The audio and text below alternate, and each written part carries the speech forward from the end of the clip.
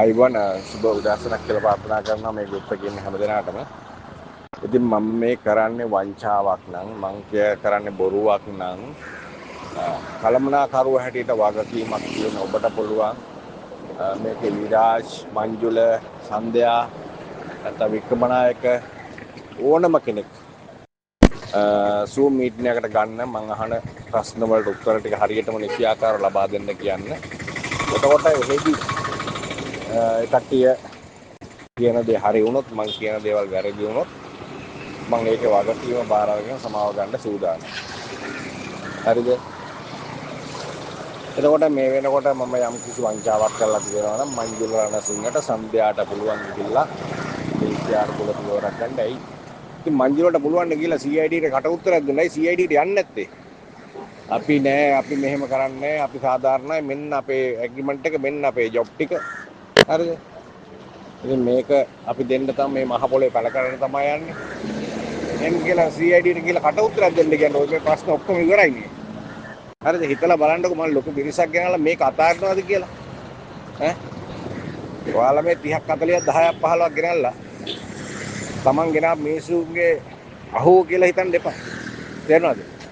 බැරි වෙලාවත් මම මේක වසන් කරගෙන හිටියා නම් මුන් පැනලා ගියත් එහෙම කවුරු සල්ලි වලට වක්කියම් බාරගන්න. හරිද?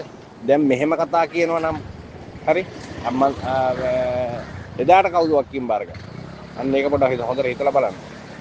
ඒ නිසා ඔයගොල්ලෝ පුළුවන් නම් මට Zoom එකක් හරි ඔයගොල්ලෝ පුළුවන් නම් Zoom එකක් හරි WhatsApp group call එකක් හරි මොනම හරි තාක්ෂණයක් ඔස්සේ ඔය කියන 3 දෙනා 4 දෙනා කෙනෙක් මට සම්බන්ධ කරන්න.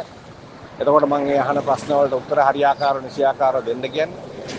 එතකොට ඒකේ සත්‍යතාවය මේකයි කියන එක ඔප්පු කරන්න ඒකට පුළුවන් වුණොත් මම ඒ වක්කින් බාර ගන්නවා. ඕකේ. ඔයගොල්ලෝ ගිහින් බලන්නකෝ ඔයගොල්ලන් ගිවිසුම අස්සම් කරන්නේ. මට ওই මේ ඩිරෙක්ට් කලමනාකර ගෲප් එකේ ඔයගොල්ලන්ගේ කියනවා නම් ගිවිසුම් ගිහිල්ලා පෙන්නන්න අරගෙන. හරි. පුළුවන් නම් පෙන්නන්න. එක්කෙනෙකුගේ දෙන්නෙකුගේ තියෙන්න පුළුවන්. ගිවිසුම් ඔක්කොම අස්ථානගතයි 6500 ක ඩොකියුමන්ට් තියෙන්නේ. මගේ කලමනාකාරීත්වයට හිටපු සමාජිකයෝ සන්ධ්‍යා සිරිමල්ලත්තගේ සෙනාලිගේ අදහස් වලට ගෲප් වලින් අයින් කරලා යම් හේකින් මේකේ අසාධාරණයක් වුණොත් ඒකේ වගකීම් බාර ගන්න ඕනේ ඒ අයින් වෙන්න කිව්ව කලමනාකරුවෝ සහ මේකේ ඉහළ කලමනාකාරීත්වය දැනුවත් කරපු අය. ඒක හොඳට මතක තියාගන්න. ඇයි ගෲප් වලින් අයින් වෙන්න කියන්නේ? අයින් වෙන්න කියන්නේ ඇත්ත දැන ගන්නවාට මිනිස්සු බයයි. මිනිස්සු ඇත්ත දැනගනි කියලා බයයි. මිනිස්සු කලබලලා සල්ලිලා එයි කියලා බයයි මේ කට්ටිය. ඒකයි. වෙන දෙයක් නෙමෙයි. ඇත්තට මූණ දෙමු අපි හැමෝම. තේරුණාද? ඇත්තට මූණ දෙන්න කටයුතු කරන්න. නැත්තම් මේ මහා වංචාවෙන් මේ මුදල් ටික එකතු කරගන්නවා. සමහරට ඕගොල්ලන්ට මේක අවසානයේ 160 බෙදයි. එතකොට හිතන්න කෝටි 1000ක් එකතු කරොත් 140 කෝටි 400ක් මම අරගෙන ඉවරයි.